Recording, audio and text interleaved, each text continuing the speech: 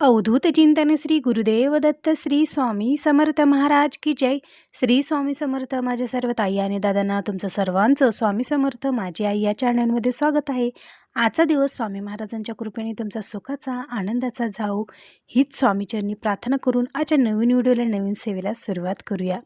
तर बघा, आपल्या ज्या काही मनातल्या इच्छा आहेत त्या पूर्ण व्हाव्या म्हणून आपण स्वामी महाराजांना बऱ्याच वेळेस नवस बोलतो आणि तो नवस नेमका असं बोलतो आपण की त्यातच मोठी आपल्याकडून चूक होत असते.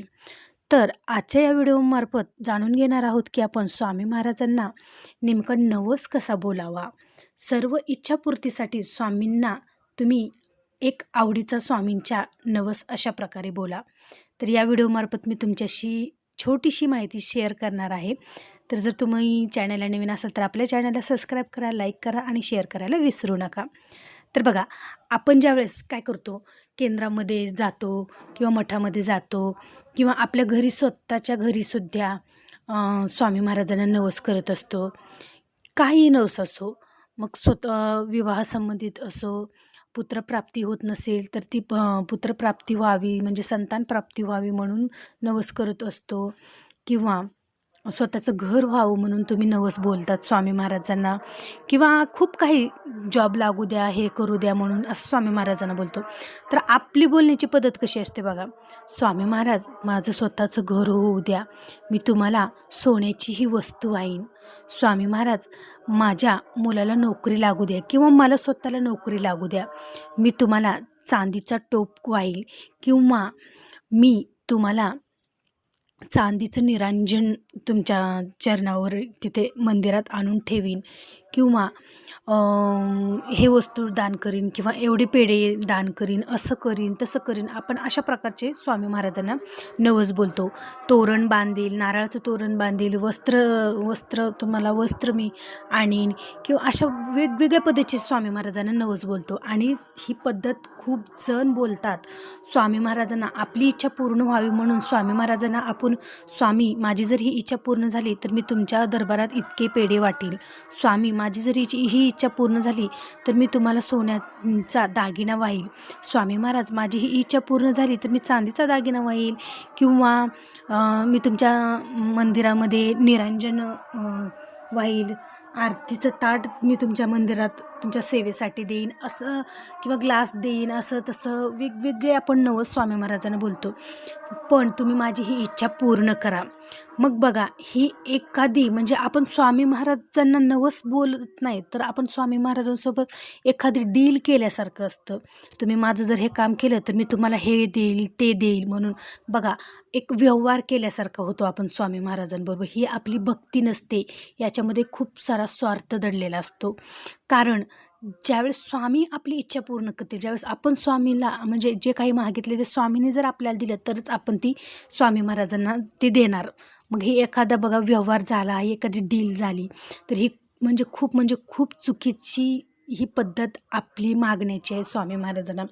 तुमची बघा, आता तीच इच्छा तुमची असो, फक्त तुम्ही जर या पद्धतीने मागितली का नाही, 100% काय 101% तुमची ती इच्छा पूर्ण होणार म्हणजे होणार. आता ती पद्धत कोणती आहे तर बघा, आधीपासून ही पद्धत आहे. केंद्रामध्ये अशा पद्धतीने स्वामी महाराजांना नवस बोलतात. तर ती पद्धत म्हणजे तुम्हाला काय करायचं आहे, सगळ्यात आधी केंद्रामध्ये जाताना तुम्हाला नारळ, खडीसाखर, फूल, 2 उदबत्त्या घेऊन जायच्या आहेत आणि स्वामी महाराजांना प्रार्थना करायची आहे. म्हणजे विनंतीचा नारळ स्वामी महाराजांना ठेवायचा आहे. स्वामी महाराजांच्या चरणापाशी प्रार्थना करताना तुम्हाला स्वामी महाराजांना कशा प्रकारे नवस बोलायचं आहे बघा, हे सगळं काही. आणि जर तुम्हाला दक्षिणासुद्धा तुम्ही म्हणजे तुमच्या यथाशक्तीनुसार दक्षिणासुद्धा तुम्ही घेऊन जाऊ शकतात. स्वामी महाराजांसमोर जायचं, स्वामी महाराजांच्या चरणापाशी जायचं, हात जोडून स्वामी महाराजांच्या जवळ बसायचं, दोन्ही हातामध्ये नारळ, खडीसाखर, फूल घ्यायचं आणि स्वामी महाराजांना फक्त एक प्रार्थना करायची. हा एक आवडीचा स्वामी महाराजांचा नवस तुम्हाला बोलायचा आहे. एकच म्हणून नाही, खूप सारे असे असंख्य नवस स्वामी महाराजांचे आहेत. ते तुम्हाला जे याच्यातील म्हणजे यापैकी कोणती जी सेवा तुम्हाला शक्य होईल ती सेवा तुम्हाला स्वामी महाराजांना म्हणून दाखवायची आहे, बोलून दाखवायची आहे की मी ही सेवा करेन असं तसं म्हणून. तर मग तुम्हाला सर्वात आधी स्वामी महाराजांना, आता मी एक तुम्हाला उदाहरण देते बरं का. स्वामी महाराजांना फक्त तुम्हाला म्हणायचं आहे, स्वामी महाराज मला माझ्या स्वतःचं हक्काचं घर पाहिजे आहे. माझं स्वतःचं हक्काचं घर स्वामी माऊली तुम्ही मला द्या. त्याच्यासाठी कष्ट तर खूप आमचे प्रामाणिक आहेत, कष्ट तर आम्ही खूप करत आहेत, पण त्या कष्टाला तुमची साथ असू द्या. तुम्ही आमच्या पाठीशी खंबीरपणे उभे राहा. आणि स्वामी माऊली, जर माझं स्वतःचं हक्काचं घर जर झालं तर त्या घरामध्ये मी तुमचे 3 गुरुचरित्र पारायण करीन किंवा मी 7 गुरुचरित्र पारायण त्या घरामध्ये करीन, असं तुम्हाला स्वामी महाराजांना नवस बोलायचं आहे. त्याचबरोबर स्वामी महाराज, माझ्या जर मुलाला नोकरी लागली तर मी तुमचे 108 गुरुचरित्राचे पारायण, संकल्पयुक्त 108 गुरुचरित्राचे पारायण करीन, असं तुम्हाला स्वामी महाराजांना नवस बोलायचं आहे.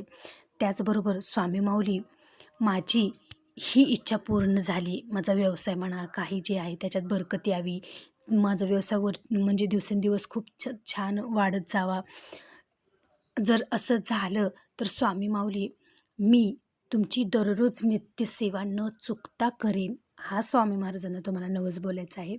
त्याचबरोबर म्हणजे काहीही इच्छा असो, तुम्ही 108 स्वामीचरित्र सारामृताचे पारायण करण्याचे बोला, संकल्पयुक्त गुरुचरित्र पारायण करण्याचं स्वामी महाराजांना सेवा बोला, तारक मंत्राचं अनुष्ठानाचं बोला, 14वा 18वा अध्याय गुरुचरित्रातील अध्याय वाचनाचं ही सेवा बोला. त्याचबरोबर तुम्हाला स्वामी महाराजांच्या ज्या काही वेगवेगळ्या सेवा आहेत, दररोज स्वामी महाराजांचं नामस्मरण करेन 108 वेळेस किंवा दररोज स्वामी महाराजांची न चुकता नित्यसेवा करेन, असं तुम्ही स्वामी महाराजांना म्हणा. किंवा मला म्हणजे मी 12 महिन्याचे तुमचे गुरुवार मी स्वामी माऊली करीन, असं म्हणा. किंवा जर तुमच्या घराजवळ केंद्र असेल, मठ असेल, तर तुमच्या एवढ्या मी आरत्या करेन, 108 आरत्या मी तुमच्या स्वामी महाराज करेन. माझी ही सेवा म्हणजे माझी ही इच्छा तुम्ही पूर्ण करा, असं स्वामी महाराजांना जर तुम्ही नवस बोलला ना ताईंनो, तर बघा 100% काय तर 101% 1000% तुमची ती इच्छा पूर्ण होणार म्हणजे होणार. आणि सेवा आपण स्वामी महाराजांनी आपली इच्छा पूर्ण केली तरच आपल्याला ती सेवा करायची आहे का? तर असं नाही. तुम्ही आज विनंतीचं नारळ ठेवलेला आहे का नाही मंदिरात, तर लगेच दुसऱ्या दिवशीपासूनच तुम्ही त्या सेवेला सुरुवात करा.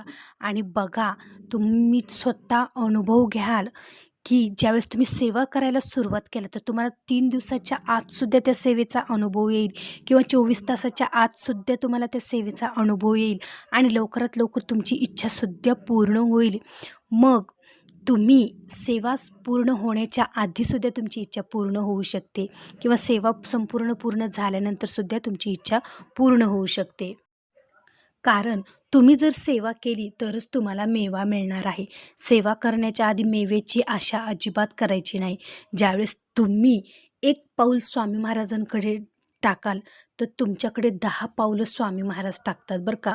त्याच्यामुळे कोणतेही म्हणजे लगेच मला अनुभव यावा, लगेच मला फळ मिळावं याची आशा न करता सेवेला सुरुवात करा.